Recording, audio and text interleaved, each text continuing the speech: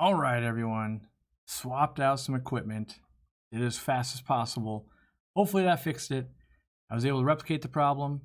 Then it didn't show up again for like a solid minute or anything. Is it going? Great. We're going to get into it. So, I was talking about the three secrets in which, not secrets, they're not secrets. The three things I learned over the years in which they helped shape my hobby and then my business and my career and now, right? And so I didn't learn all these things by myself. Some I observed other people doing, some I did find on my own. And one was told to me by a very close friend. The guy that actually built the store taught me that. And so I wanted to share some of this with you guys, and thank you for bearing with me through the technical difficulties. We'll run it through more tests again before the next one. Don't worry. And, just goes to show that,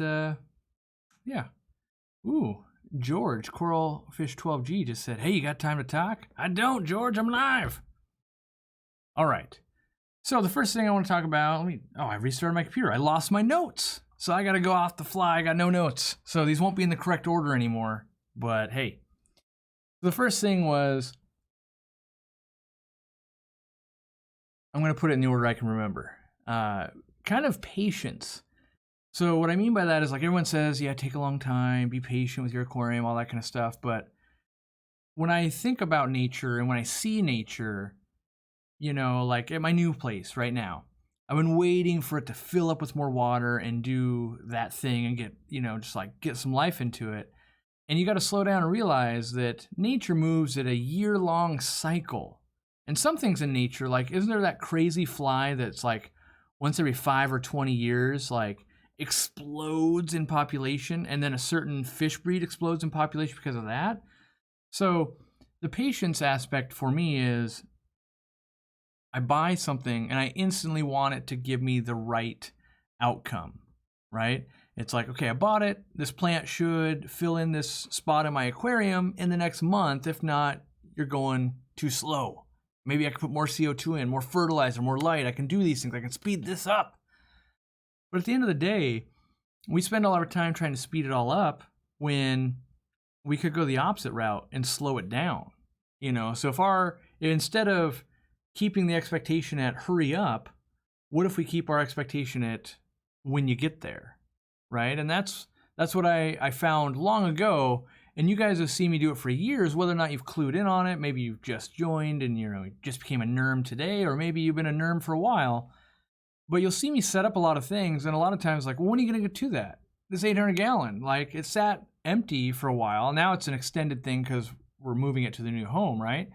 But even then, it's like, come on, get on it. And I learned a long time ago, rushing it doesn't speed anything up. That's why I'm not a fan of cycling an aquarium, a fishless cycle, all that. And that's more why I like a seasoned tank. It takes a long time to develop that level of, patience and grown-inness that you want. And so, a lot of times you'll watch me put something in an aquarium and then I almost don't address it for a few months. It's because for me, it doesn't even start getting good till that 3, 6 month, 12-month mark where it's like, well, they all had to grow up. Then they started producing babies. All the plants grew in. This started going on. I learned that, it needs this much fertilizer. It needs this much food. They prefer this much food. They prefer that. And because each new plant and animal we bring into our hobby is a new learning experience. We don't think about this a lot. We think, okay, you order a plant from Aquarium Co-op, right? And you think all your plants are coming from one source. But even we pull them in from Florida. We pull them in from around the world. And so we're getting it from multiple sources. But even the people we buy from, get plants from multiple sources. So like Anubias and stuff like that are all coming from Africa, right? And then you've got other plants coming from other continents that want strictly different water. And we treat it as like, well, I'm doing plants and therefore I'm going to fertilize it all the same, light it all the same, do everything all the same. And we don't spend enough time going, well, why is that not doing so well? What's going wrong here? What's going really right here? And you see it a little bit in maybe forum posts, Facebook posts, things like that, where you're like, I don't get it. They've got the same light as me. That plant's growing like gangbusters. I bought it and it died. It must be I bought it from the wrong source. It must be I did this or that. And a lot of times it could just be, your water or time, you know. I've had plenty of plants that completely melt back. A good example, my wife's aquarium that we had in the living room, we had these Apontigeton bulbs. They completely died back, went away for like 6+ months. Then they came back with a vengeance. So they kind of went like this. They kind of went like bulb, little plant, died. And then, so normally what people do is they take that out and they buy a new plant, they put it in, and they go, that looks much better. But 6 months later, it came back, and then it really flourished, right? And so many of them flourished. They flowered, they cross-pollinated, and dropped new babies. So we actually made way more plants, which a plant that's kind of hard to pollinate. Well, it's difficult to make more because you do have to pollinate it. And so that's that, like, letting nature do its thing, you know. And is there some kind of seasonality? Was it a pressure thing? There's all these little wives' tales and like observations of like corydoras.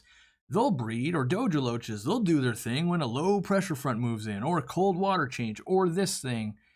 And we do a lot less of that now than we ever used to. I know that when I first got into the hobby, we had forums, but I wasn't super good at the internet. I mean, I played a lot of video games, but I wasn't good at searching and finding information like I am now. And a lot of it was observation of like, well, I went to the store and I bought some stuff, I brought it home, and I just seen what it do, right? What does that do? Now, we get a lot of people, myself included, where we're armchair experts of like, well, I decided I was interested in this, so I spent 2 days and read every Reddit post, every journal, everything I could find. We did that last week, right? We showed you how I researched stuff. And then a lot of us will stop there and go, I now know everything there is to know about this. What we need to think about is, when it comes to nature, everything we have documented on the internet and paper might only be 20%. So you spent all the time and you mastered 20% of the 100% problem, and that is learning that new fish, learning that new plant, whatever we're going to keep in our glass box. And so time is something that not enough of us put stock in, you know. What am I going to get next? What am I going to do? Blah, blah, blah. Instead of, a lot of what I try and do now is, I wonder what that'll be like next summer. So that's what I'm always doing in my head now of like ponds outside. If I don't do any water changes and I don't do this and I don't feed that pond at all, I wonder what it would be like 2 summers from now. Like what the cycle will be. Like when we let all those pine cones break down, when we let the leaves break down, when that tree branch fell in there. I wonder how long it's going to take to decompose, how many fish are going to spawn or not spawn, what's going to happen, are we going to have a bad winter or not? All of these things. I try to think on a much longer plane now. And so it comes full circle when you're trying to solve something. Maybe you've got an illness, maybe you've got old tank syndrome, maybe you've got algae cropping up. Usually you might have algae that starts today, but you won't notice it for 3 months before you're going, hey, algae's everywhere. And then we try to use a chemical or some method, like what can we do to get rid of the algae by next weekend? When we should be thinking, what minor changes can we make that after about 3 months, the time it took to get here, would it kind of be gone? Because that's a more sustainable thing, right? Is not these quick changes. Because when you change something quickly, likely we'll change something else we don't know we're changing. And that's where we get into, I killed all the algae, but I made a bunch of ammonia, and I actually killed a bunch of fish. Those types of scenarios where if we do things kind of on a lower, slower method, nature will kind of take care of that. So the next tip, or the next big thing, after I kind of discovered that of like, we're not in a race, time matters, and it will allow you to do things that other people can't do. So often when people can't breed a fish, it's because they haven't spent long enough trying to breed that fish, feeding it well, nurturing it, not moving it. You know, you watch the zebra pleco breeders that'll move their plecos every 2 months, like they didn't breed yet, must be a different setup, must be a different setup, must be not right yet, must not be right yet. But what if the magic key is don't move them for 6 months, then they feel comfortable, right? People forget that part of maybe doing nothing is the answer here. You know, we run into it with kids and other people like, oh, they just have to learn that lesson. When they learn that lesson, then they won't make that mistake again. There's things in life that you can't teach someone. You have to learn that, oh, doing that hurts. I'm not going to do that anymore. You can tell someone, that's going to hurt. Don't do that. And then you watch the kid do it anyway. Then they learn, I'm not going to do that anymore. And we need to do the same thing with our aquariums. Is you can tell people stuff, you can read a bunch, but you can't always know what the outcome is. And you don't understand the outcome until you see it happen and you experience it. And that's, when we're keeping ecosystems and aquariums, that is what it is. It's an ecosystem and experience. You're there for the ride. Yeah, you're playing in that realm, but I like it when algae crops up, because then I'm going to go, ooh, let's see how it recedes. And when you do things in repetition a lot, you learn like, okay, new aquarium, diatom algae, here it comes. Yep, and then we know if we do nothing, there it goes, right? Because you end up running out of phosphates, which are usually in the substrates we put in there, because we start with an artificial environment that we hope that evolves to, it evolves to a more natural environment from our synthetic environment. And over time, I believe mold buildup, bacteria colonies, plants growing in, algae, all that kind of stuff will actually take you towards that more natural path. So the next one that was taught to me from the guy who built my store, his name is Andy. He's a beekeeper, and in his life, I'm going to give you a little background on his life to, I guess, demonstrate why I put so much faith into it and really learned it. Way back when he was young, so in his late teens, early 20s, he worked at pet stores in California. Then he ran a fish farm. Lost a bunch of money, wasn't able to make that dream work, but knew tons about fish. Then later in life, he ended up owning a healthcare facility, got tired of kind of the healthcare game and made a bunch of money there, and then opened up his own bonsai nurseries, was very successful there. And that's actually where he learned from other people that touching nature every day is a key element. And so no matter how much money you spend, no matter how many auto feeders you have, anything like that, it can never replace the human element of, touching the aquarium or the plant or whatever it is you're doing. Because the minute you're interacting, and touching really just means interacting, you took some time and you actually sat down on your busy schedule and you go, you know what? I'm just going to look and notice the limpets, which are the tiny little microscopic snail-like creatures, crustaceans that you didn't notice before, are there. You're going to notice, do I have worms down the substrate I didn't have before? You're going to learn all of this stuff. You're going to see that fish doing a thing you never saw before. And when you do that every day, and you're feeding them every day, and you see that plant every day, right? You're going to go, hey, today, something's different. That's a little bit more brown, or I think there's a pinhole, or I think something else is going on. When you notice these minute changes that no one else would notice, that's when you're actually in sync from touching the thing or experiencing the thing or interacting with the thing every single day. And so what he was able to prove through me through aquariums is he was able to pull off so many of the things that I would struggle to pull off seemingly very easily. I remember he could keep more guppies than anyone in confined spaces that would blow every Reddit post, every fish cop out of the water. At one point, I remember we counted over 300 guppies that were nice and big, real whales, healthy, robust. We would sell them at the old store I worked at, get tons of money for them. People would beg us to sell them to them, and they were all coming out of a 10-gallon aquarium. Now, he had other tanks, 10s and 20s and 30s and stuff like that, and he made lots of guppies and lots of fish and did lots of stuff. But his key element was he would spend time with them. He would hand feed them 6, 7, 8, 10 times a day. And then maybe tomorrow, maybe only once, but he spent time, lots of time. He would do some water changes. He would pluck a leaf here and there, not just get in there and mow it down, but he'd go, that leaf, I think that leaf's struggling. I'm going to pull that one off. And then tomorrow, he'd just keep doing those types of things. And from doing that, he was so in tune with that aquarium. I remember in that 10-gallon tank with an absurd amount of guppies that breaks every fish law on the books, he was pearling and growing dwarf baby tears. He carpeted out dwarf baby tears. Now you're going, yeah, but other people can do that. He wasn't injecting any CO2. He was using the economy top, those black lids that you kind of have bulbs you screw into. He screwed in 2 CFLs and had purling carpeting dwarf baby tears, just because he was there to make sure that any plant didn't overshadow it. He was feeding really heavy. he was making his own foods as well. He got to a point where he was starting to run tests, and he actually discovered that, he's a beekeeper, and bee grubs, so the little grubs inside the honeycomb where they're making new bees, are very nutritious and kind of a superfood with all the pollens and everything that get put into that for humans, right?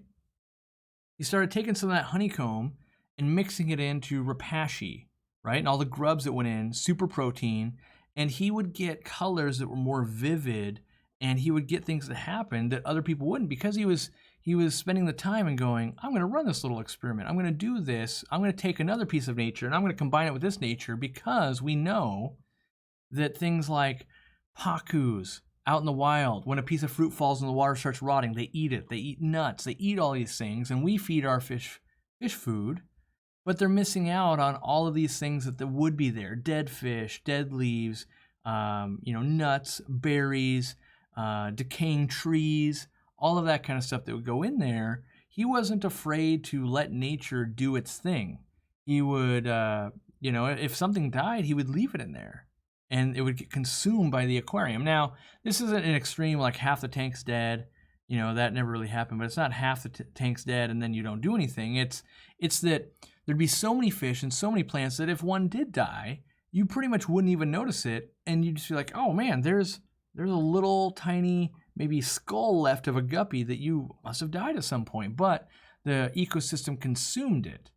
And in my testing, he would do his old school way, right? He's older than me, wiser than me, smarter than me, knows more about nature than I do. I would say, for as much as I know in fish, he knows everything I don't know. And, he's got his own way of approaching. And that's really, he's one of the real big influences, where he's a guy that never has been on the internet. He, to this day, doesn't have a smartphone, couldn't get on the internet. And so everything he's ever learned has been through hands-on approach.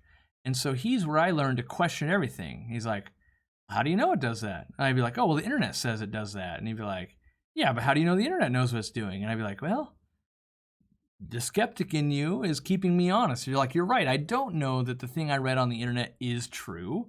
And so he would always test things himself. Not that everything would go right, but what he would learn from what went wrong would make sure that attempt number 2 or 3 would go really right.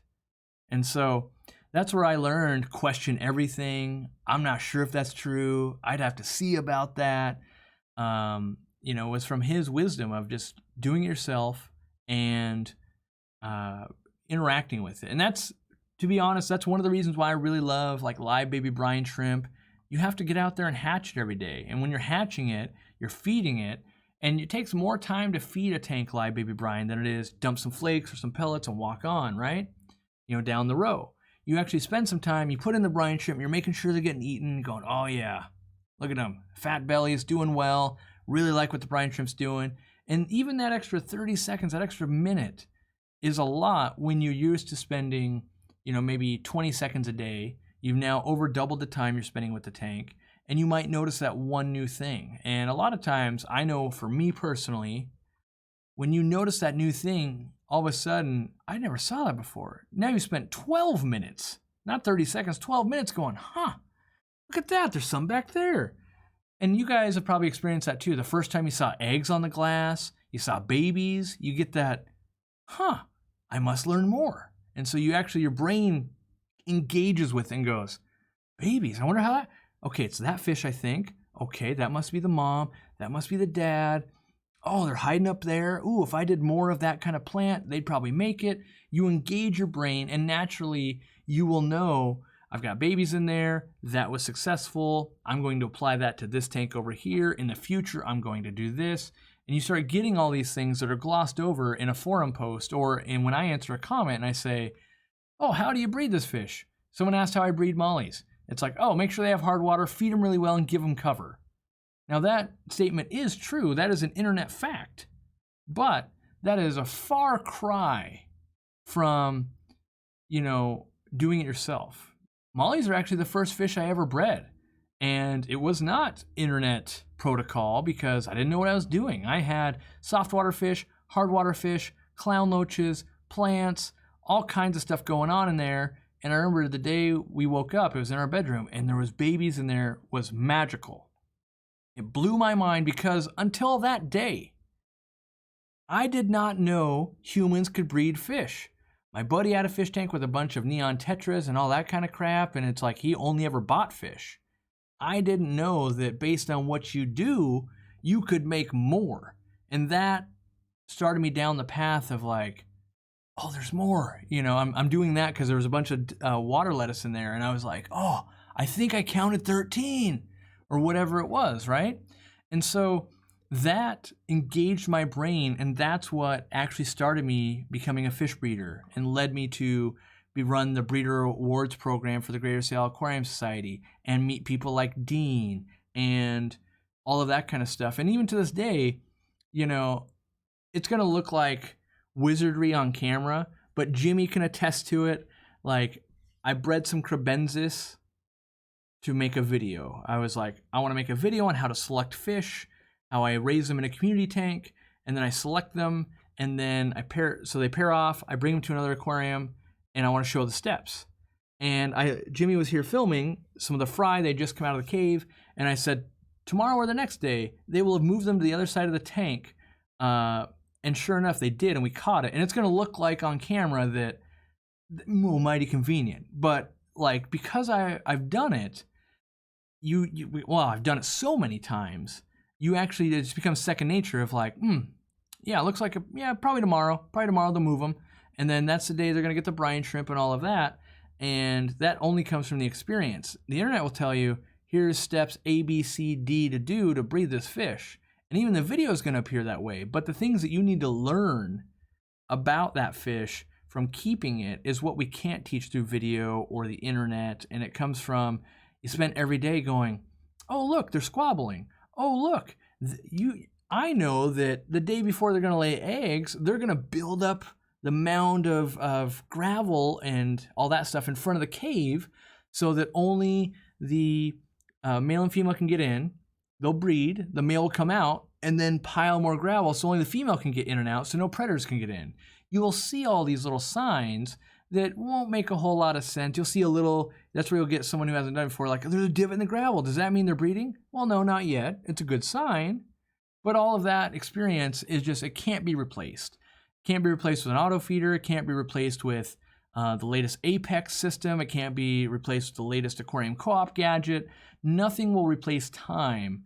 And that's where you will see, like, Dean outsmarts me every day of the week because that guy spends 2 to 4 hours every day in his fish room, feeding, cleaning, breeding, interacting, where me, if I'm being truthful, most days in the actual fish room, 10 or 15 minutes.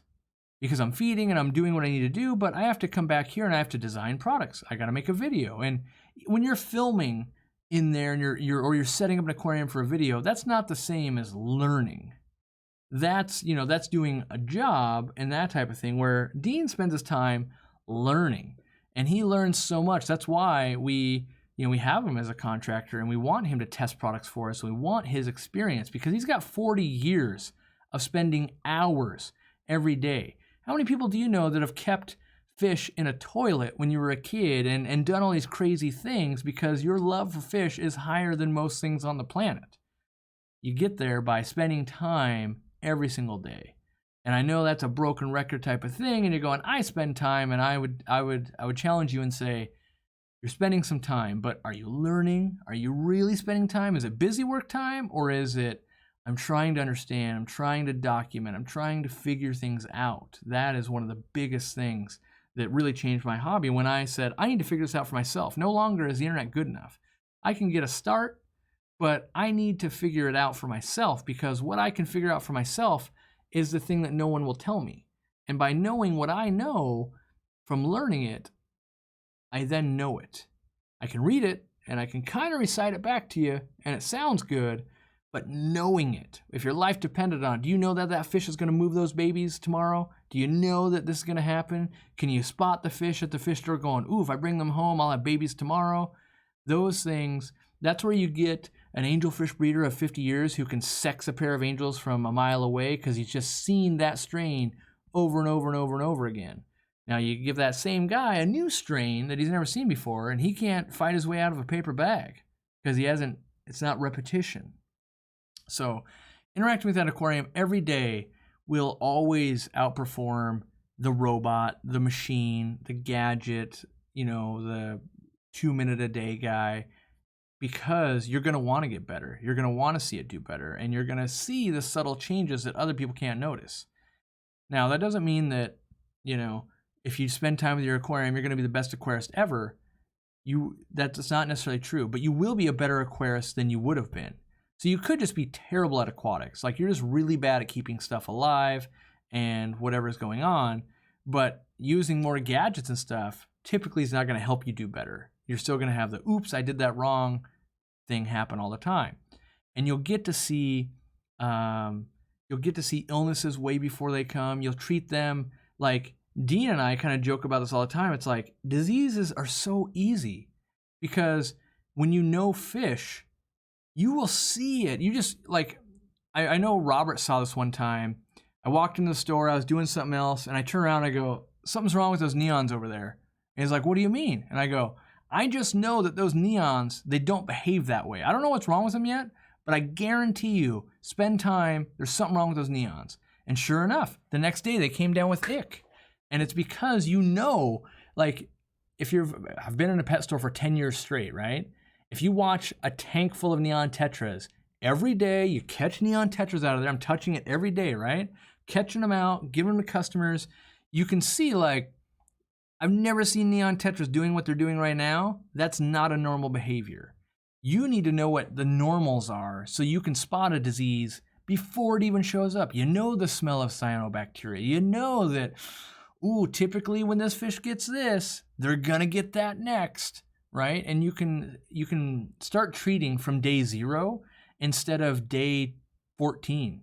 A lot of times, new hobbyists, they don't know a problem's bad until it's really bad. You're like, half the fish is missing. Fin rot set in long ago. You could have been on the ground floor there, and that's where Dean or I or someone else who spends a lot of time might be seen as like, aren't you getting a little preemptive there? You're already treating? It's like, no.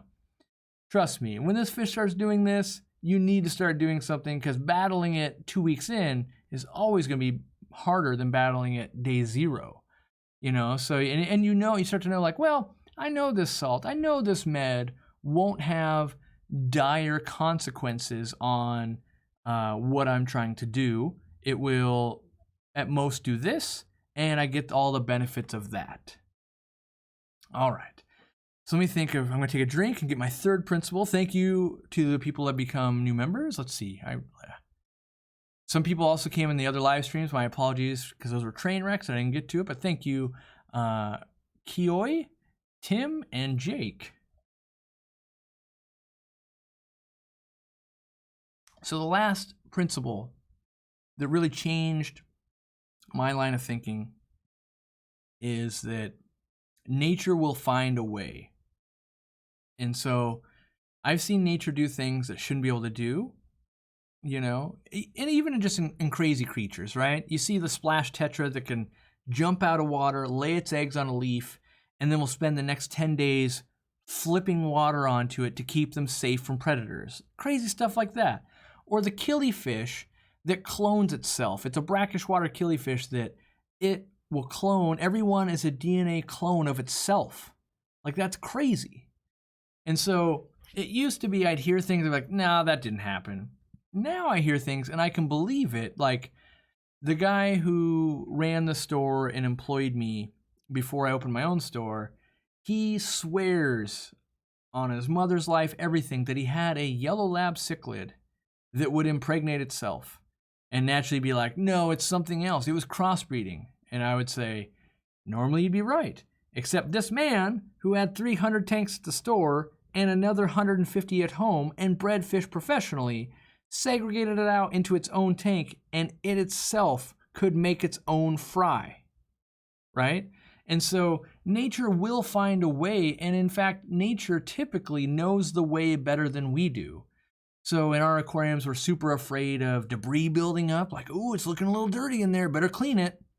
What does nature do everywhere you go? Every time you've ever seen a lake, a river, a pond, they're filled with debris and gunk, and life thrives there, right? So it's really thriving there, and a lot of times we'll struggle dumping in our chemicals, cleaning the tank, gravel vacuuming, all of these things. And so over time, I've learned if you can give nature enough time, you will see the ebbs and flows happen. The first time I ever experienced it myself that I could remember and quantify is that we had a 20-gallon long in the bedroom. Above it, we had yellow labs. Below it, we had bristlenose, plecostomus, and shrimp. It was just albino bristlenose and cherry shrimp. And what would happen is we'd get where cherry shrimp were breeding, plecos were breeding. I'd be pumping in the food, changing a bunch of water. Invariably, what would happen is one of the two populations would explode. So you'd be like, wow, I have 1 billion cherry shrimp. Then you'd get the albino bristlenose start cranking out babies. And if they boomed, then cherry shrimp would bust. And we had them going so well that we'd have a new batch of albino bristlenose basically every week to 10 days. And so they were really cranking out because we were putting insane amounts of food in this 20 long and water changing a couple times a week. It was new to the hobby for me, right? Super passionate, really excited. We're making babies, we're trading them in, we're getting new fish, we're buying new tanks. All those things are happening. My wife loves it. At the time, only a girlfriend at the time. And so we were very passionate, having a ton of fun, and it wasn't work to feed that heavy and do all those water changes, but no matter what we did, we could never balance it to get it to where we have, a few hundred cherry shrimp and 200 bristlenose babies. No matter how much food you put in, you would get to where there's this physical too many shrimp or too many bristlenose and would eat the food and wouldn't allow the other ones to get to it. And so you get these boom-bust cycles, and nature will find a way, though. Like, one will just die off and one will take off. And then, like, if I just remove the male or the female of the bristlenose, over time, the cherry shrimp would take over again. And it was because we would do that kind of stuff. We're like, oh, we're done breeding that, put it up there. And you'd watch like, wow, as we sold a few of the bristlenose off, now you'd get this army of cherry shrimp coming up. And I would learn that. And then I would learn more things. Like, I heard a story where a guy had a frontosa in a tank behind a chair. And he lost all the there was a bunch of not a bunch, but there was some frontosas in there. Thought they all died from something. Well, he didn't really look in that aquarium. He was behind a chair. One of those like, oh, you should have had that in the fish room and you've expanded way too many fish tanks and now you don't have any room left. They died, right? Yeah, well, it turns out he had one left. And for 2 years, now I know, instantly you're going to be like, okay, I got an aquarium, didn't do anything with it 2 years. Sometimes you run into like fish hoarders where they have more aquariums than they do cans of food in the fridge or in the cupboard. Like, maybe you've met that person where you're like, you have never said no to a free Craigslist aquarium or anything like that. There's just way too many going on. You can't possibly take care of all this. But 2 years later, there's a frontosa in it that's now this big and it's been permanently stunted, but somehow found its way to live with no food for that long. Now, once he saw it one day, because it was very reclusive, it would always dart back behind, and he had 1 billion aquariums, and it was a pain in the butt to work on that one that was like behind his recliner and down low. Like, you could kind of get to it and feed it, but you couldn't really service it and do a bunch, so you'd only ever see it if it was like on that side and that fish wasn't reclusive. And so then he kept feeding it and it was stunted forever, but nature will find a way. Dean tells a story about having the Kui Loach that had like no water in the tank, no food, no light, no filtration, nothing like that, sitting in the garage, no heat, and lived that way for a year, right? So nature can pretty much self-level. It will find the balance between plants and fish or more invertebrates and all of that if we give it time. That goes back to patience, but sometimes when I'm really defeated, I just give up. That's the best thing I can do, of like, no matter what I do, I can't get this fish to breed. No matter what I do, I can't get this plant to really thrive. I can't. So then I go, I'll stop doing anything. Like, usually as an Aquarius, you've set up some reasonable conditions. We're not worried about someone coming in to eat it. We're not worried about sunlight never coming back. We're not worried about a contaminant hitting the water. Our aquariums are pretty good. And so if we just let nature take its course, let that algae grow out of control, all of a sudden you got babies out of control because there's cover out of control, right? You get the algae. I've seen this happen in my aquariums when I've been lazy. Not that I've ever been lazy. You get algae that grows out of control. You just got this glob of hair algae. You do absolutely nothing. You don't even top off water. You're barely feeding, you're feeding fish, but you're not doing anything more than throwing some food in there. Eventually, the hair algae will recede. The plant will finally get the right amount of nutrients from probably the food you're feeding. Like, finally, there's enough boron in here, you fool. And it goes, my time to shine. And when it does that, it starts stealing nutrients out of the water that makes the algae recede. And the fish, because they were breeding, or the shrimp, because they were breeding, because there was all the cover, now they're going, well, I'm hungry, Dad. And they start eating a little bit of the algae. And pretty soon, you have this train wreck of a fish tank for the last, probably 14 months look amazing on month 15 and 16, right? You're just like, I did nothing. I can't explain why until you can really see it happen a few times and you see, like, wait a second. Now I get it. What I thought was bad was good. Fish or shrimp or whatever bred, nutrients built up, looked worse and worse and worse and worse. And then the right conditions were met, and then that happened, and it now is what I consider to look good. Nature just found a way. Now, nature might say, hey, all the algae was better, and what we think looks good is actually a failure. But, we get to judge that. We're keeping the ecosystem, but time can do some crazy stuff. That's the thing that, I don't think enough people play with, because someone who keeps a fish, let's say you've been keeping, rams for 10 years straight, you're going to know way more than the guy that bred it 6 times in a year, right? You're just going to see more things happen, see more deformities, see more stuff, all of that. And nature is going to do that to you. It's going to go, oh yeah, you never seen this? Like, I know, I saw it happen again. So I used to breed black Moscow guppies, again, in our bedroom. You notice the theme here? When I really wanted to spend time with fish, I'd put them in the bedroom so that when I'm trying to fall asleep, I'd be laying there, and I'd always set it up as like a night light so that the light wouldn't come on till like 6 o'clock at night, and it would turn off at like 2 o'clock in the morning. And so I could lay there, and while I'm trying to fall asleep, just watch the fish. That was my spending time. At the time, I didn't know spending time with nature was like the key. I just liked doing it, right?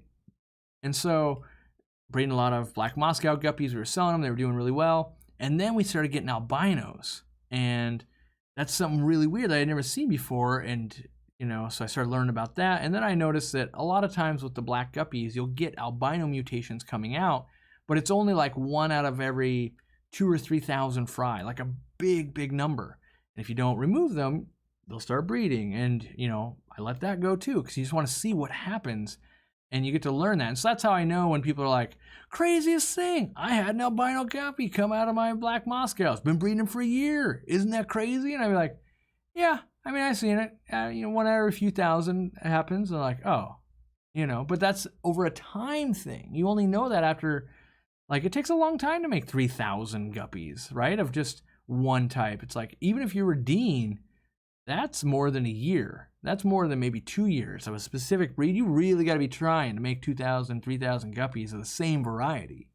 So, yes, over time, nature will do crazy things you don't think are possible. It happens all the time. The best way is to study nature. Go look at ponds and rivers and just go, I wonder why that makes sense. Why does that happen? Why is that beneficial there and not beneficial in my aquarium when I'm trying to keep things from there in my aquarium? Maybe that's the missing piece. All right. So we've had some questions, or people have been asking, are we going to answer questions? We are. Don't worry. I'm sorry that, I kind of went on a nature is awesome vibe there. It's one of the reasons why our new house, I'm trying to surround myself with wood and more nature type materials, if you will. Not that I'm drinking out of a metal can, right? But if I get a chance, like getting me in the right mindset to enjoy nature is important. That's why at the store we have the Enjoy Nature Daily sign, you know, so that's a concept that I've been practicing and believing in since before I started the store.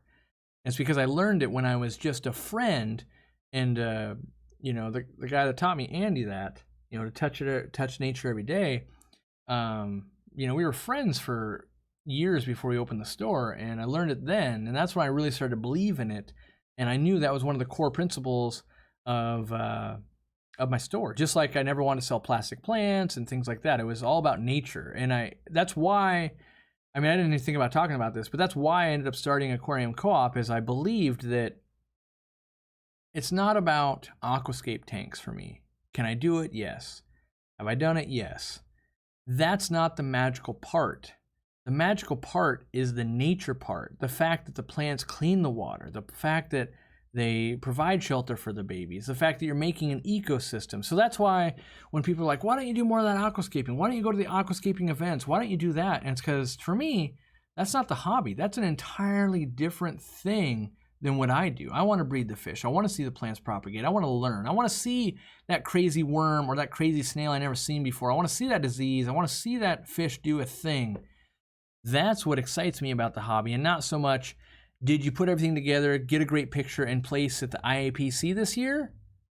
It's cool to look at those tanks, but that's not what I enjoy. I do appreciate the artist work that's being done there, but I appreciate it like I appreciate art of, ooh, look at that, that's cool looking. I don't think about, ooh, I wonder how well fish breed in that or anything like that. And so that's always been my criticism. If I ever entered like the competition at the Aquatic Experience, something like that, I wanted to make it where the fish would already be breeding in the tank, because you're allowed to like bring your own resources and all of that. I wanted to bring a true, this is an ecosystem that's really thriving, not a biotope or anything like that, but just a true, you would love to have this aquarium in your home and it would be full of life and teaching you things daily. That to me is super cool looking. Plants are cool looking too, but you can merge those two. And you know, I've always told people I'm a fish guy first and a plant guy second. In aquascaping, in my opinion, you're a plant person first and a fish person second. Plants do cool things too. They do. There's lots to learn from plants, but they don't have as many unique behaviors. They mostly have textures and weird growing patterns and weird quirks about them, but not nearly the diversity that fish have. All right. Corey, can you wish us Canadian nerds happy Thanksgiving? That is true. I've been making fun. Well, not, I guess making fun. Flynn's Fish Forum has been celebrating Canadian Thanksgiving for like the past 7 days, and every day is like, today I'm having pumpkin pie. Which, by the way, to go to a previous meme, he likes his pumpkin pie hot, which, in my opinion, pumpkin pie is only to be consumed cold, preferably with more whipped cream than pie. Ooh, I just saw a superstar in the chat. And Glorious Bettas, Jian, says, the first time I saw wild shrimp in a stream in the Philippines, I was so awestruck. And the bottom of the pond was filled with leaves and no plants. Yes. So I should mention that, like, all of my thinking about nature and all of that kind of stuff was cemented the minute I started visiting, like, Peru and that kind of stuff, where you're just like, oh, the fish I'm keeping in the glass box, I've now gone to where they live, and it's like this. Oh, I see. There's no wave maker. There's no apex system. There's no one doing water changes. Food's scarce. All this stuff is against them. Oh, I now see what I've been doing wrong. And so if you ever get a chance, that's why I said go visit lakes and rivers and ponds and just see what's going on. Because you'll know, they're like, wait, doesn't that duck just eat that fish? Like, yes. And it still finds a way in that pond. So what are we doing wrong in our fish tank where that fish that lives in that pond can't make it, right? Like, there's a predator eating that thing. No one's eating it in my fish tank, but it's not making it. What am I doing wrong? What's different? But I want to say, Jian, I would love to have you, well, one, back on the show. So there'd be that if you're ever back up this way. Two, I really want to have you interviewed by Randy for the Aquarius podcast, because For those of you that don't know, Gian's a betta judge, bred a lot of bettas, has her own channel, and is super good on camera and microphone and just a good listening to. So if you haven't, you can check out the videos that she did back when she visited up here, way back in the live stream archives, but it was a good time. Okie doke. What would you do with a fish that has dropsy? Honestly, nothing. So by the time fish get dropsy, what I do is I try to make sure they're eating like maybe some spirulina brine or something, and I put in maybe a dose of maricin. But by the time you notice dropsy, that's that day 14 scenario. They were already struggling for like the past 2 weeks. By the time you notice dropsy, there's pretty much no reversing it, honestly. So you have to kind of notice like that fish is not looking right. It's not eating well. It's being reclusive. And that would be the time to be like, ooh, maybe I should deworm. Maybe I should isolate. Maybe I should keep a better eye. But by the time you get to the point where it's like the classic case of what we think is dropsy, there's usually just nothing you could do. It's too far gone, from my experience. Every once in a while, you'd be like, wow, nature did find a way. 1 out of 40 of them, miraculous recovery, great. But most times, it's just not going to do well. And then you feel bad. You're like, I failed this fish. And you didn't fail it then. We probably failed it earlier because we should have seen it coming. We should have seen what was going on with the tank and, oh, it was getting bullied, or, oh, it was eating way too much food, or I saw that it had babies and it never passed the babies, so it's actually egg bound. Like, there's usually signs that we're just oblivious to. And that's what happens. Welcome to I Am Lou Aquatic. All right. Ooh, good to be back. Things are getting easier with my job, and it's good to have hobbies again. That'd be great. I think I saw Inglorious Bettas made some content. Do I remember that right? Did I see some new content come out? It was like I feel like it was like 2 or 3 videos in the span of 2 days or something. But she's got a science nerd background, and you can hear all about her love of planariids when she was growing up. So, and her grandpa was a very adept betta breeder as well. Okie doke. Looking for questions.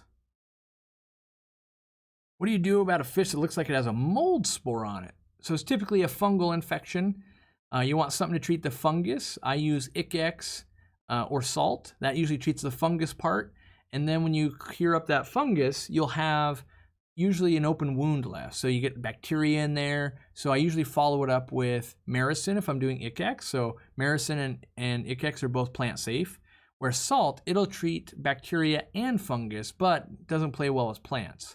And so usually I pick one of those two and it'll cure it up. If you wanted to see a good example of that, if you go to the forums, there's a gourami that had wicked bad fungus, and it's been progressed really quick, and now it's healing up pretty quick. So you can see almost like the daily pictures of like, oh my gosh, and wow, okay, it's coming around. I just realized that fish colors get faded when they're stressed or sleeping to hide from the predators and make them less vulnerable. Yes, very common for fish to try to blend in with their surroundings, become more reclusive, rapid gill movements. There's all these stress factors that usually we can spot if we're looking for it. And that's the thing is, I know I've seen all those stress factors, but if I'm not looking for it, I'm not going to see it. Maybe, oh, I got to rush and I got to do something because a cargo container is landing, or I'm late for a meeting or something like that. Because I don't spend the time with that fish every day, I'm going to miss the stress factors. And when I'm really busy, that's when the fish room doesn't produce fish. It's like, oh, I'm just from one meeting to the next video, to the next thing at work, to the next thing. And yeah, I'm putting food in there, but I'm missing all the signs like they were ready to breed. They actually had fry and I missed it. I didn't put enough fry food in. Ooh, that guy was starting to get sick. Didn't notice it. Now it's a big problem. You miss all of these things, but if you can slow yourself down, and that's why I'm a big advocate of, sometimes less aquariums is more. If you can spend 30 minutes a day in your fish room, if you only had 3 tanks, that's 10 minutes each. If you have 100 tanks, it's not very much time at all, right? And so you're going to miss all these things. You're going to end up with a fish room that just puts along. And I've I've had very small fish rooms to very large fish rooms and back and forth again. And I'm continually trying to dial in what allows me to spend more time with the aquarium so that I can sit and watch and observe. And that's why I don't mind cleaning a sponge filter. Why do I like a sponge filter more than a canister filter? Because I get to do that at the aquarium. I get a bag full of water, I'm cleaning it, I'm looking at it, I'm just wringing it out, pour the poop water out into a bucket, get some more water, I'm still looking at it, seeing what's going on. And then I might gravel vac, spending more time moving all the decorations as I gravel vac. Ooh, uh-oh, is that something going on with that guy? And you kind of slow down and you look at it like, nah, I think he's all right. I think I just got some mulm that came off the gravel and attached to his slime coat. He's probably okay, but I'll check on him tomorrow. You keep moving, right? Whereas a canister filter, you go, okay, time to do it. You unbuckle it, you grab it, you take it to the sink, you walk away for a while, you work on it, you work on it, you work on it, you come back, you're huffing and puffing because it's heavy, like, crawl under the stand, you put it back in, you put it down, and then you curse the world because now you're sweaty fish keeping.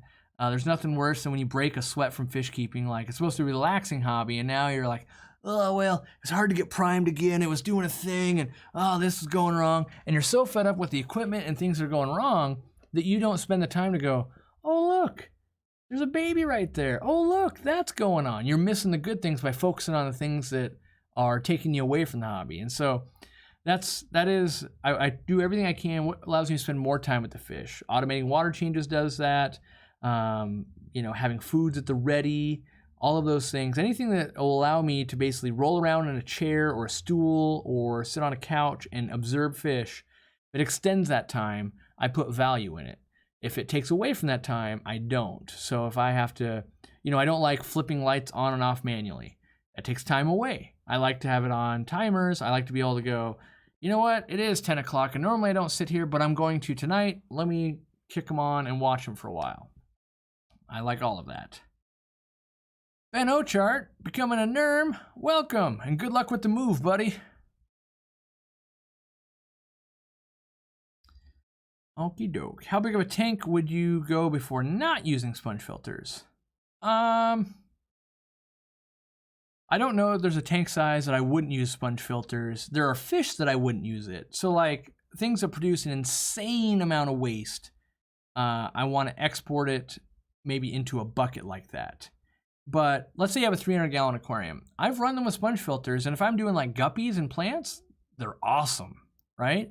But if you're doing a bunch, like you got some Oscars, some jaguar cichlids, and arowana in there, all these big predators that really make a mess while they eat, you need a lot of mechanical filtration, and you kind of want it to collect somewhere, right? And so, like this aquarium, I prefer external filtration only because it's 40 inches deep. If I had my way, it wasn't going to be so deep and I could have reached the bottom. But I was naive and they go, how about a bigger tank for the same price? Well, I was like a little bit more. And I was like, I guess. I mean, that can't be bad, right? Hindsight being 20/20, 40-inch tall tank's ridiculous. You got to get into it to do anything, or it's like pulling up a crab pot with that sponge filter. You grab the airline tubing and you're like doing the overhand motion. Meanwhile, it's sloughing off a bunch of stuff to get to the top to get a bag under it. So there's not many aquariums that I don't really prefer a sponge filter, but there are times. Few and far between, but I really like simple filtration because when you make that simple, here's what I think. I think the hobby is hard enough. You've got fish that can get sick. You've got fish that can spawn. You've got all these little elements, and everything that becomes a difficult thing I have to manage is one more thing my brain's trying to keep track of instead of, have you ever noticed that when you go on vacation, you get smarter? Like you drop all the stuff from work and you're just like, day 4 of a vacation, you're like, my brain just straight up works better. I'm thinking like, oh yeah, why don't I do that? Why didn't I do that before? It's because you're not bogged down by all the things you're constantly watching out for. Like, oh, I know that canister was leaking. Oh, I know that the impeller was rattling on that hang-on back. I know that green water was coming, so I got the UV sterilizer going. You've got all these thoughts entering your brain, so you're missing what's happening right in front of you. You're like, oh look, they're spawning. Oh look, they're doing this. Oh look, it's sick. Oh look, I'm about to leave my bloodworms out on the counter, and they're gonna thaw out and go rancid. Like you miss all these common things. Sponge filter with turtles or red-eared sliders. I've done it. It does work. Well, yes, I've done it with red-eared slider and Western painted turtle.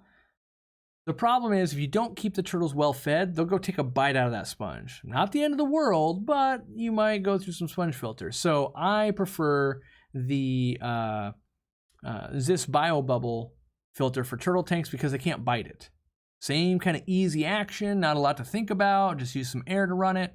But otherwise you got to keep the sponges away from the snapping, or not snapping turtle, but the jaws of the turtle. Yeah. I prefer hang-on backs, it just works for me, but I hate pre-filter sponge. It always gets clogged quickly. Melissa, I would ask, have you used our coarse ones? So ours are designed specifically to not get clogged quickly. Most of them out there are a fine pore one, and they do clog very quickly, and I wouldn't stand for that either. But like the sponge, for instance, on Murphy's tank, it's a large intake sponge. We clean it maybe once every 6 months. You know, most of my, if I can't, the way I run around being too busy, if I can't basically be hands off from the aquarium at any moment for like at least a month or more, it can't work for me. It's like, oh, I gotta go Peru, and I'm gonna be there for 2 weeks, and I get back, and I had to prep before I went, and when I get back, and so there's gonna be like a month where I'm just running around being crazy. And that's what happens to Dean as well. It's like when you travel and do stuff, you're not gonna produce fish, you can't, you know, if you hatch them out, you're like, well, who's going to feed the brine? I'm out of town. Things are going on.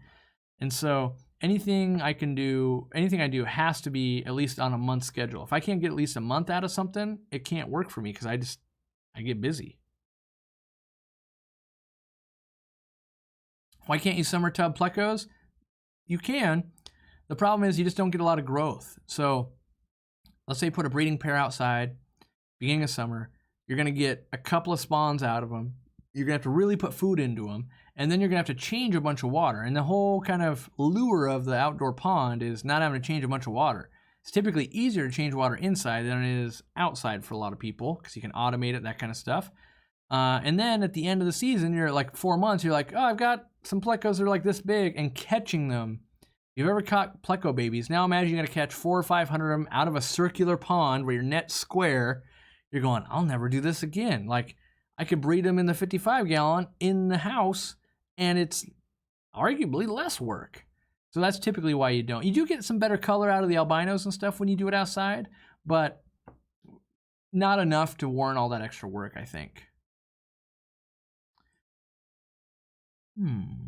Thinking of breeding guppies for profit. Any type suggestions? Pick any that are a solid color, whether it's black, red, blue, green, yellow. Solid color ones are a good one to start with because that's the first sign that you're trying to do it. If you're, you know, like you make some yellow cobras or something, it's like, how do I know these aren't just like mud guppies?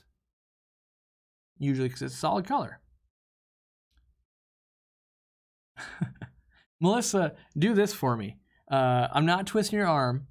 Order one of the coarse sponges.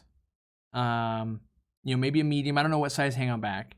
And after like a couple of months, if you don't like it, I'll give you your money back. Trust me, I designed the product and I'm a big proponent of them and I used them for many, many years.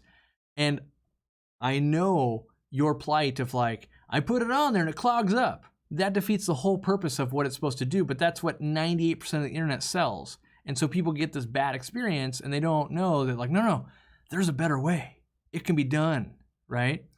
And so, yeah, if it doesn't work out for you, I'll give you your money back, no questions asked. But I think you'll be like, I'm sold. I really hope, because I don't know, I love them. What solution do you have for air pumps that make a lot of noise? Sometimes what you could do if they have the adjustment on them, like maybe you got that control knob, back it off a little bit. So you got it cranked just down a little bit. That'll, so the way the diaphragms work is they're vibrating, right? And they usually have a magnet driving that. Well, over time, they get more and more worn. And when they vibrate loudly, it's usually because a piece of metal is starting to touch the case. And that really sounds loud. If you turn it down a little bit, it doesn't vibrate as far out, and usually it'll get rid of that knocking sound. The other things you can do is make sure maybe it's like on a aquarium co-op towel, any towel really, or a mouse pad, or anything that's going to help dampen the subtle vibrations that it has. You could also hang the pump from its cord. That'll isolate vibration. Otherwise, just know that cheap air pumps, which is pretty much anything less than $50 or whatever, right? Over time, they're just meant to wear out. So it's kind of like you buy a brand new car, it's silent. A year later, you're like, hey, engine's a little rougher. And then by 10 years in, you're like, oh yeah, it makes sounds. You know, it's been around the block. We all know that cars have an expected life. Where a lot of aquarium products, people are just like, I bought a thing, it should last forever, right? Like, no, you know, if you bought a $10,000 air pump, sure, it should last you for the rest of your life, right? But a $14 one, it's like, well, how long did you expect it to really last? It's $14, you know? Sometimes you find that diamond in the rough. I'm testing some right now. I'm hoping they're that diamond in the rough. They're very quiet. I like the way they work. I like a lot of things about it. I like the sound isolation system they got going. Right now I'm testing longevity. Ooh, I could show you guys another test I'm doing right now. Let's see if I can show it on air. See if it'll update my data. Ooh, success connecting. So you can see it's loading. Maybe not. It's loading data. I've got a temperature logger in an aquarium with a heater that I've been monitoring. It takes a sample every minute for like, well, now it's like the last 8 days. So it's only 8 days in. So I realize. But I'm wanting to test how stable a temperature it is. I'm testing it in some other aquariums and things like that. Because yes, I'm still working on, you know, what is the best heater I can offer you guys. Let's see, let's look at the last week. So it's basically been almost no variation at all, other than when I've changed the temperature. Right there, you see that? Oh, don't focus on my face. That straight line, it's basically been, so above it would be 78.9, and right below it is 78.7. So it's within 1/10 of a degree for the last week. The min and the max. The min was from, oh wait, that's the wrong week. Give me back here. Okay, last week. Apparently it updates every week. Last week, I set it to 80 and it got to 80.92. And the minimum was 76.78. That's because that's the day I put it in. My aquarium was already at 76.78 degrees. And the average temperature that it held was 80 degrees, 0.44. So we're logging all that data. And I'm hoping after some time, we will, you know, have a real graph. Now, on this graph, it's gonna look weird, like it's losing temp. That's because I change it and I document the day.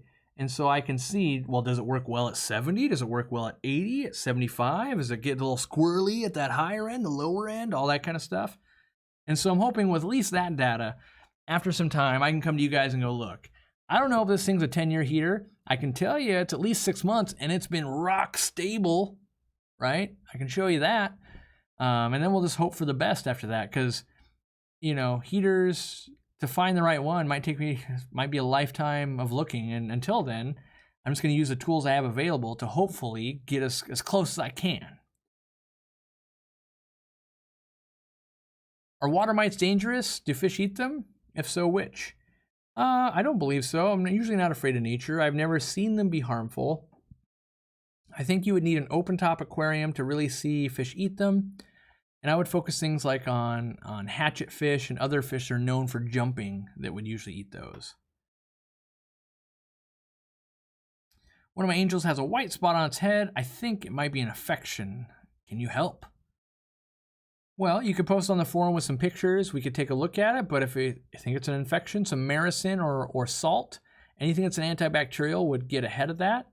That being said, first thing we want to do is get a positive or as close as a positive identification on what's going on, so then we can put a treatment in. Because if we put the wrong treatment, we're just wasting time. Which happens a lot, by the way. Stop doing that, people. So often people are like, my fish looks sick. Well, I only have one medicine. I'm gonna put that one in, maybe it'll work. Like, that's not how you treat things, you know? Like, you don't, if you get really sick, the doctor doesn't go, what do we got in the cabinet? Yeah, give them some of that. See if that'll do it. No, they go, oh, these are symptoms?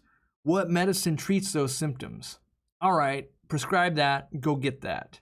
That's what you need to do. Too often, people are like, well, I had a sick fish one time, so I used, I used some antibiotics, so we'll see if that does anything. It's like, the fish had anchorworm. It's not gonna do anything, right? But especially when we're new, one fish illness is all the same. Why not, right? There's no difference between the cold or flu or cancer or, pneumonia or anything like that. Like, of course there's differences, but, you got to treat each one by the symptoms and figure out what's going on, which I'm not saying that person did. I'm just a warning out there. Don't use a med just because you have it. That does more damage. A lot of times it'll actually, if you took, let's say you took amoxicillin, right?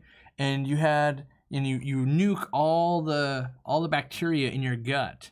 So now you kind of got some diarrhea problems and other stuff going on.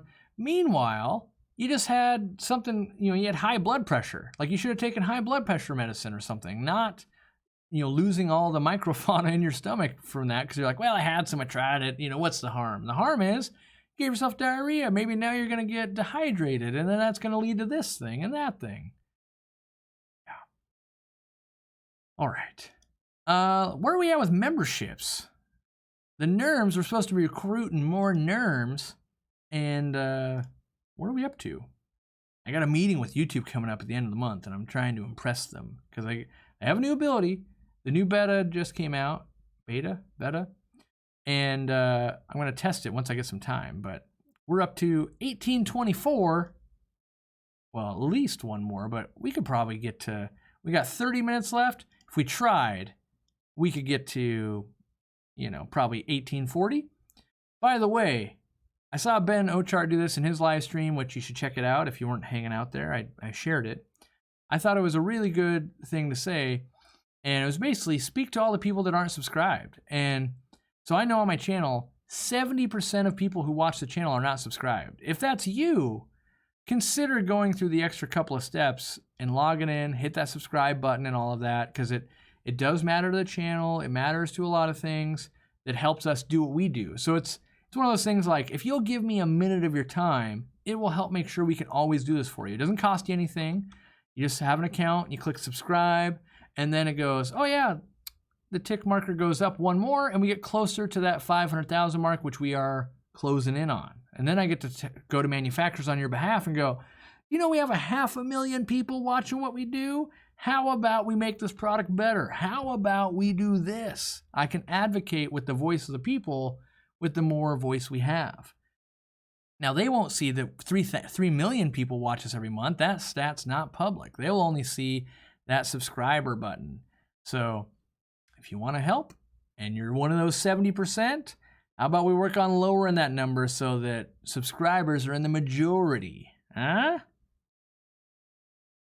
Welcome, Wolf Mick, joining the NERM team. Any news on international shipping? I'm in Australia and I want to get an aquarium co-op towel. Right now, the only way for you to get that towel is to win one of our Sunday giveaways. We'll ship anything internationally that anyone wins there.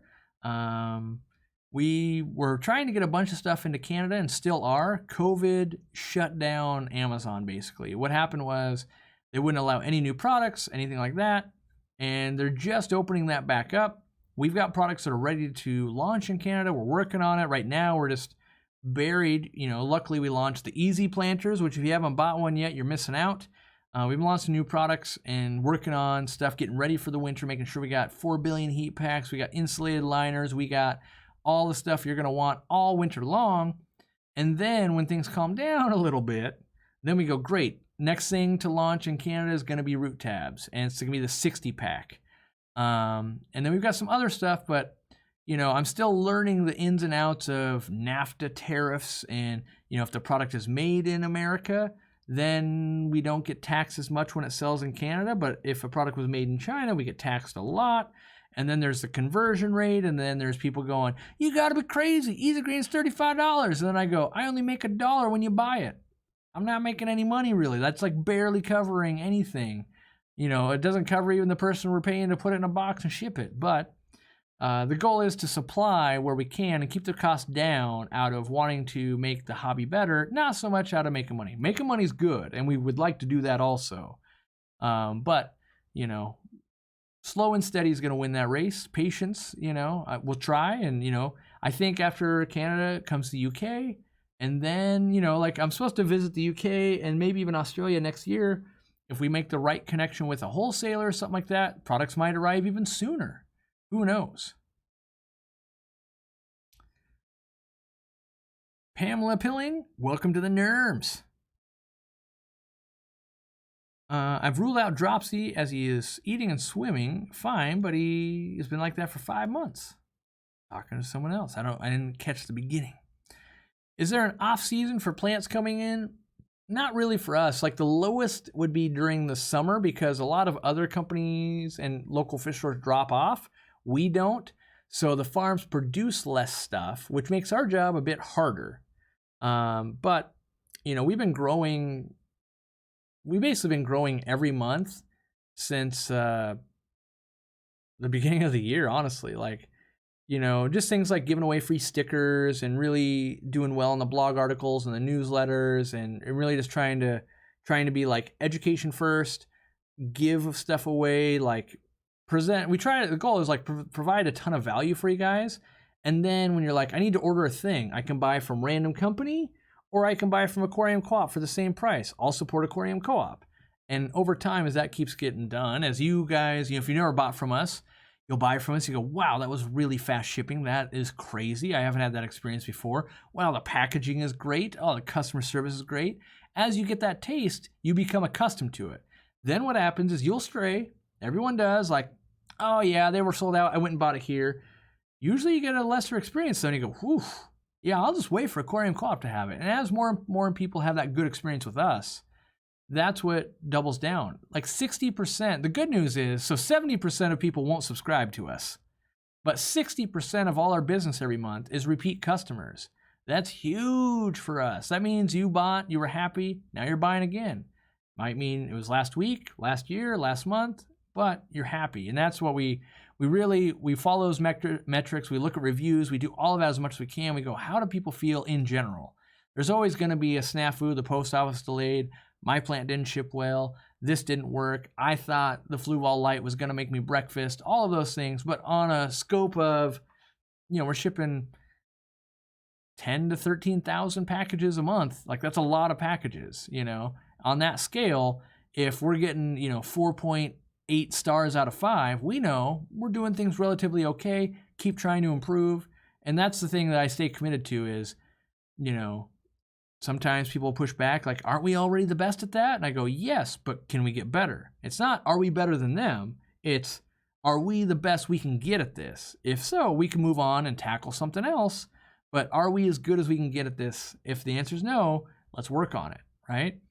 And so that's where we try to get to the top. And if we get there, we'll try to stay there. Welcome to Michael Fisher and Jeff Long to the NERM Squad. Corey, do you foresee any new medication, not brands, but big type being developed, or is there one that government agency might take away? I think if we were going to see any big breakthroughs, if you will, it's going to be in the levamisole, flubendazole area. Yes, some stuff's already kind of coming out and exists, but I feel like there needs to be way more testing with dosage and effects and things like that. As far as government taking away, right now it's actually gotten easier because everyone's so worried about COVID. They don't have time to be like taking away medications. And like a lot of government agencies are closed down or at half capacity or whatever. And so things are taking forever to get through customs and agriculture and FDA and that kind of stuff. And so there's not enough time to really look into these other things. I hope we're not going to lose anything. But you never know, honestly. That's the thing is you don't know. And we just take it one day at a time. We hope we don't lose meds because that makes the job harder. The good news is no one's ever going to take salt away, and salt is magical for aquariums. And so we'll always have at least that tool. If medications go away, the biggest thing that's going to happen is planted tanks are going to become more rare because if there's no meds and you get an illness, your answer is going to be salt. And salt's going to kill plants. So you're going to just see way more fake decorations and hopefully more quarantine tanks so you can, you know, battle it there. But yeah, it's a scary thought to be, you know, in a country that doesn't have meds or you can't get them, or not scary, just changes it. Just means I can't love plant nature like I do. I just go, oh, well, I got to do, you know, I got to do it a different way. I'll play by the rules. You know, I want fish. I got to have them. My platy fry seem to have stringy poop. Is that something to be worried about? The tank has been treated for parasites and all had been quarantined. Is it more of a digestion problem? Yes, you could have just a fish that's got like some diarrhea or some loose stool going on.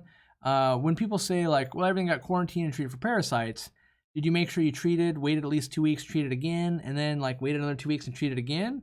Because there is an egg gestation cycle, which the meds can't treat or can't fight the eggs. It can only fight the active tapeworms. A lot of times people will think they've actually dewormed, and it actually hasn't been stringent enough to actually get all of them. They got most of them, but then they kind of crop back up. So, you know, think about that and go, did I get enough done? Or should I, oh, maybe I should, you know, be a little more stringent with that. What can I keep with a pair of Kribensis in a 29-gallon column tank? A great pairing would be like some hatchet fish up at the top.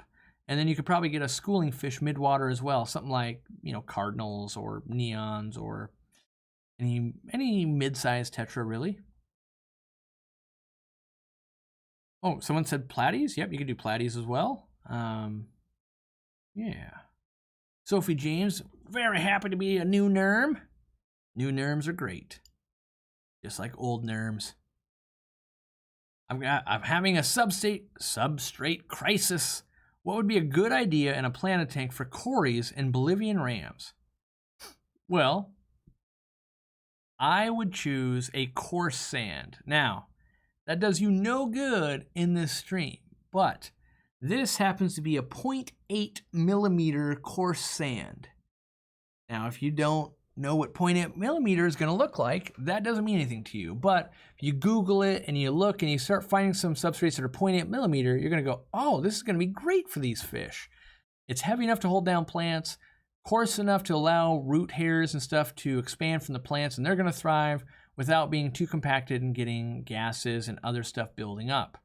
But you can do a lot of things, honestly. When you look at nature, oh, look, there's sand, and then, oh, there's a bunch of poop over it, and then there's a log, and then there's gravel, and then there's everything mixed in all together. It'll just work. You know, that's the reality is, you know, it'll work.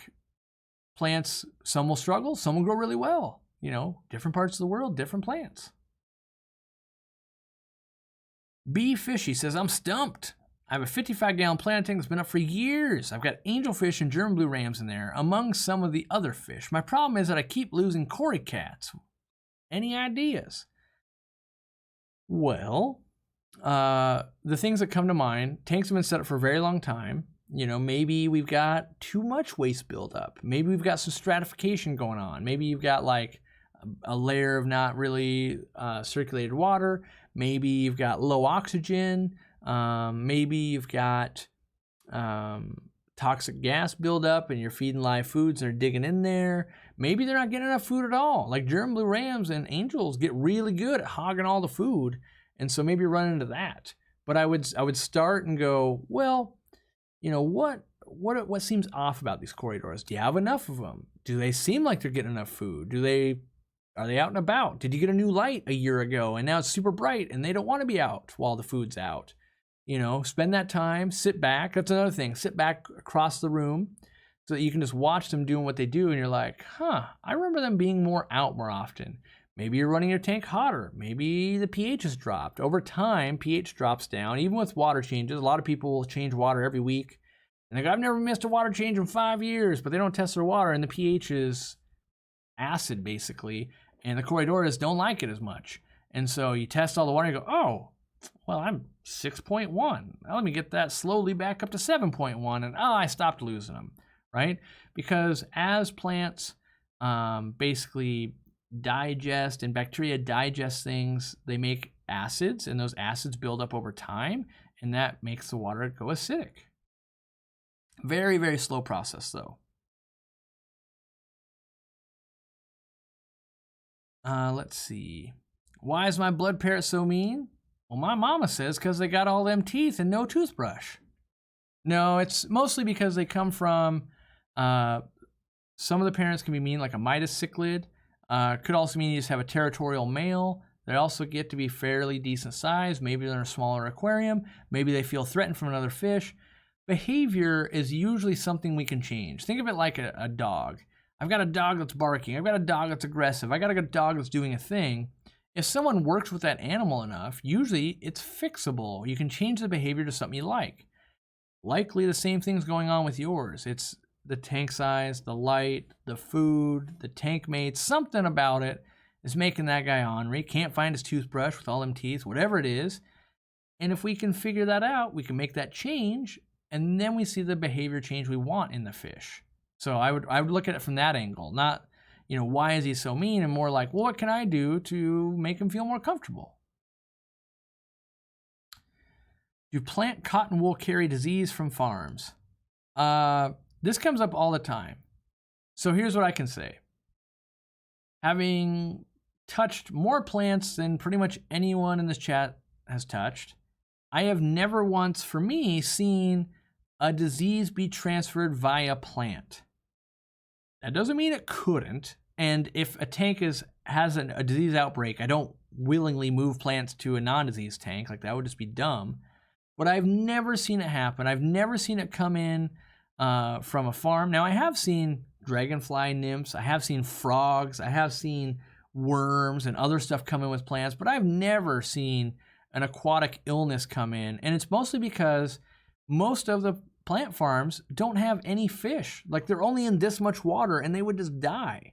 So that's mostly why you never see an illness show up. Now, maybe there's a chance of transferring an ick cyst from an infected tank to a non-infected tank. But even that, your odds aren't like great. They're okay, but they're not great.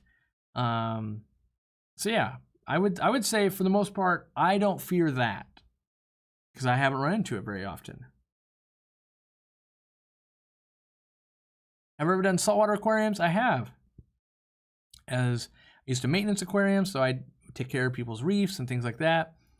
I then had some of my own, kind of fun, but I don't get as much enjoyment. So, I never put those two together till now, like right this moment.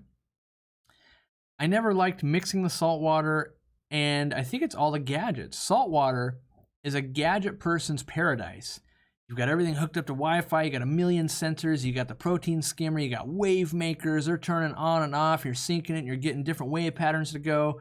You got crazy lights, you got the mangroves going out the back, so you got another one, then you put a sump in, you're gonna make it do that, and then you're gonna put the algae scrubber on there. If you're into gadgets, saltwater is amazing for that. But all those gadgets take away from my time of looking at it. My favorite parts of the saltwater tank was looking at the tiny starfish and even Aptasia. Like, people are like, oh, you gotta get rid of Aptasia. I'm like, it's amazing looking. Like, it's replicating, it's doing its thing. But no, you gotta get rid of it. I'm like, but it's cool, right? I can appreciate even things that are bad of like, look at that bristleworm. Or like, oh man, I'm gonna get me an emerald crab so it'll eat that, green bubble algae, right? And like, I would get a ton of fun out of like, let's go buy some hermits. Let's go get these cleaners.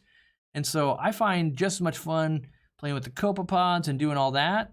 Actually, I found more fun in that than the equipment. The equipment was expensive, and then you're always tweaking it. Oh, my skimmet's too wet. Oh, it's too dry now. Now this is going on. Oh, the hydrometer. Oh, my water's not the right temp that I mixed up because it sat in the garage. Now I got to heat it up. Oh, I got to keep it aerated. You're always trying to do something to make it work instead of spending the time just going, ooh, look, stuff's doing stuff. That doesn't mean I don't want to spawn seahorses and pajama cardinals, and there's fun stuff. There's super cool fun stuff in saltwater, but I find I have that much fun in freshwater and without all those extra headaches. So normally you see me, I reduce the amount of time being spent. I'll put in a gadget, but it's to save like that time that I don't want to spend and add redundancy in so that I can focus on watching to see if a fish is sick, watching to see what it's doing. Is it making babies? What's it doing? Corey should dress up as a police officer for Halloween. If I still dressed up, I used to always dress up as Santa Claus because, you know, it's kind of a kid's holiday. They lose their minds when Santa's around, right? And you can hand out candy out of your Santa bag, right? Yeah. But Bob does have the fish police mobile. He's going to do something with it. Hopefully I'll get to be involved someday if I'm graced with his fish mobile presence. When's the next sale? I'm in need of supplies. We don't do sales. I don't think we've done a sale in like 2 years now. At least a year for sure. We got rid of the whole put things on sale. We just make good products and we try to sell them at a fair price and we ship them to you wicked quick. If you need the lowest rock bottom price, hop on Craigslist, Facebook groups, eBay, all of that stuff. You'll save more money. But we'll get it to you quicker. We'll offer you better customer service. We'll get you the right product the first time. All of that. If you value that, we're the company for you. If you're going for the cheapest, we'll just never be the cheapest. We can't be all those good things and the cheapest. That breaks down long term. And we made a choice. We want to be the best in all those areas, even at the cost of being the absolute cheapest. Now, on a lot of stuff, you'll find we are cheaper because at scale, because so many people buy from us, so many NERMs are out there supporting the cause. We go and we buy 1 billion of those at a time, and the price is good. But there's people that can beat us on certain things. They can do some backdoor deals. They can do some shenanigans. One of the biggest things is like, we'll sell that to you for $1 cheaper, but we're going to ship it ground. It's going to take 12 to 14 days to get there. In this day and age, no one's waiting 12 to 14 days. Like, the fact that it doesn't show up tomorrow, I'm already sad. We want it quick. We ship it quick, and we got to pay to do that. Everything ships quick from us. All right. Swordtails or platies? Grant has been asking all stream long. Platies.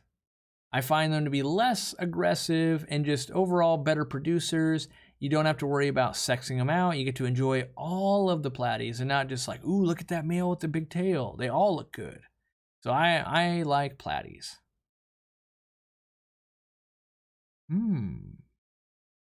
Corey, is there a way to join GSAS if someone is not a Washington resident? I was actually watching the board of directors chat.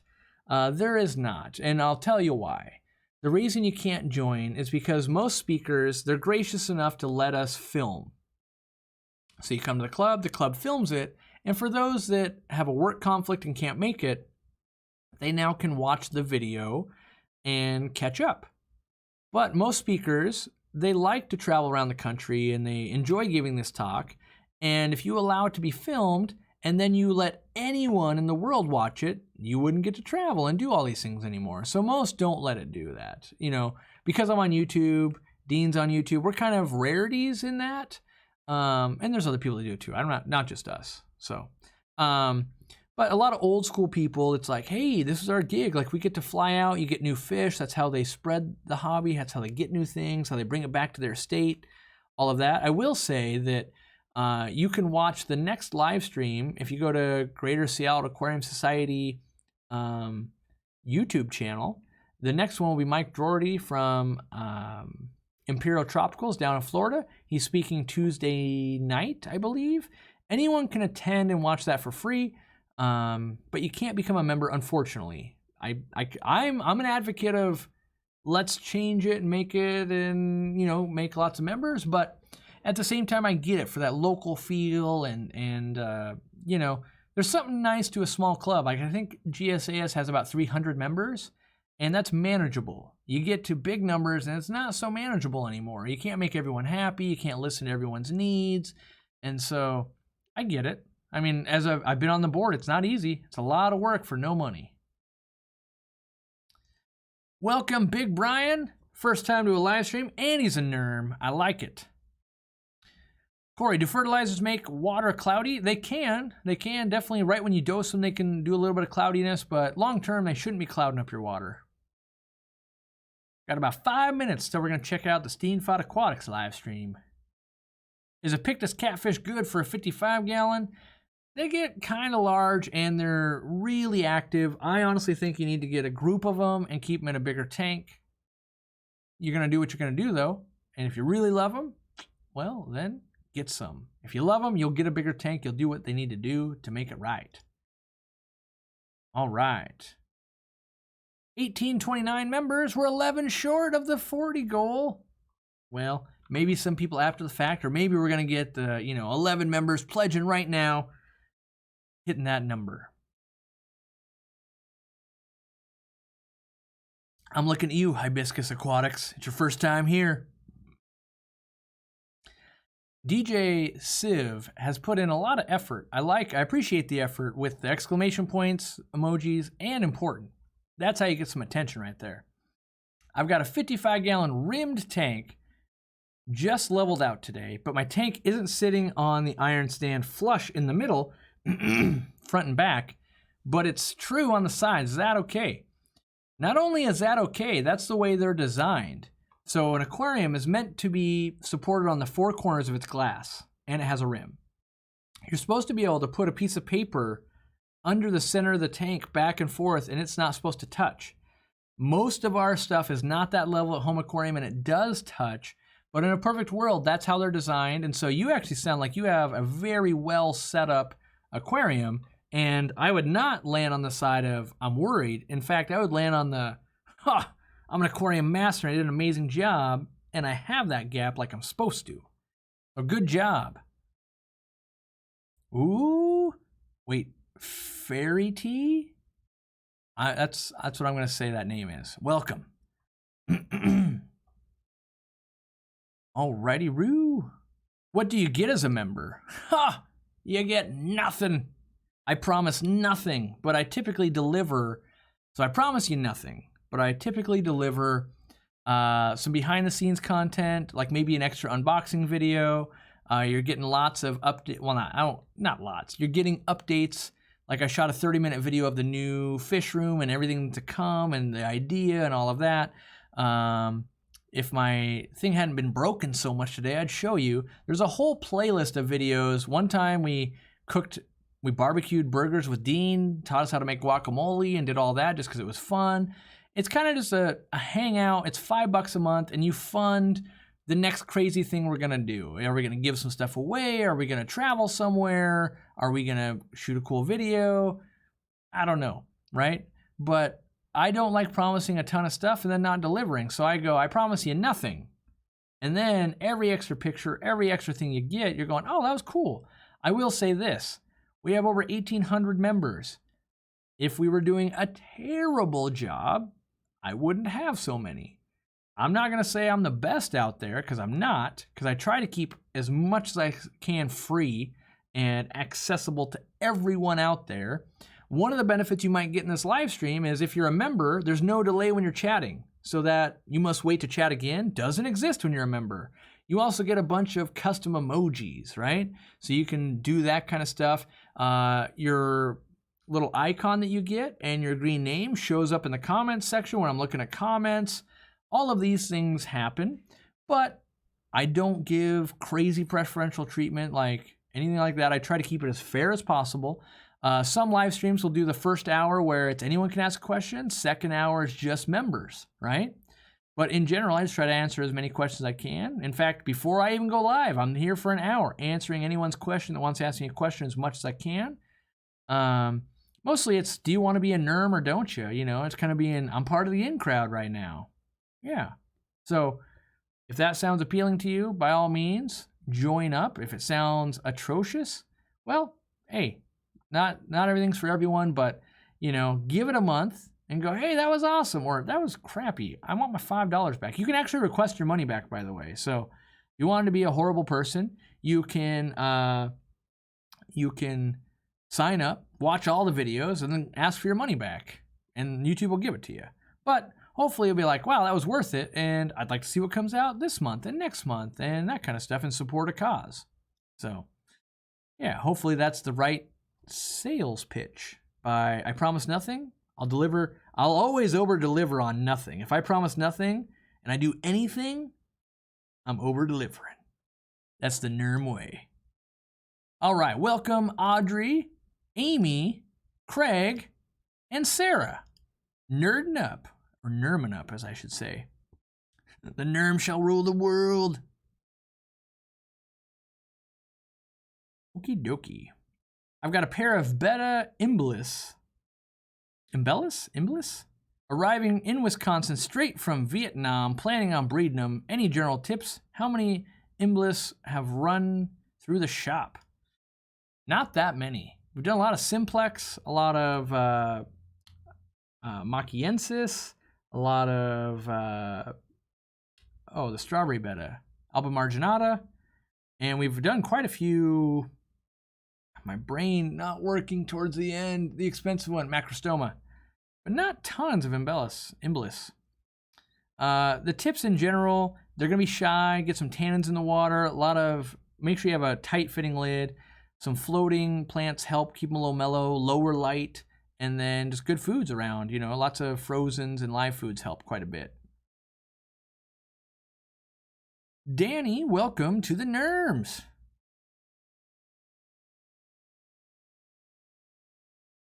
Why might my red dwarf gourami be bloated? I've ruled out dropsy. He is eating and swimming fine. He has been like that for 5 months. Could it be a female, in which case it's carrying eggs? Could he just be fat? That can happen too. Trying to think. Guessing all the color, distended abdomen.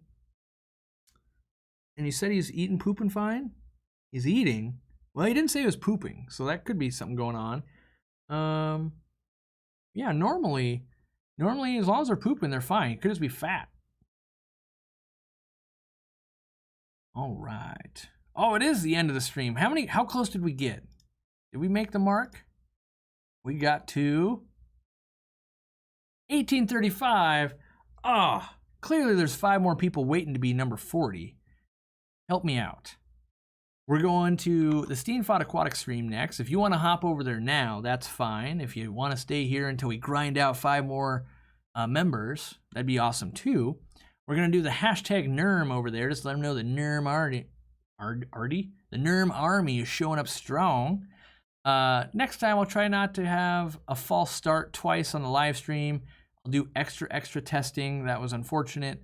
But I still think we had a good topic today. And, you know, I went a little long at the beginning, probably over a half an hour just talking about nature, which I feel strongly and passionate about because I learned so much from it and I enjoy it.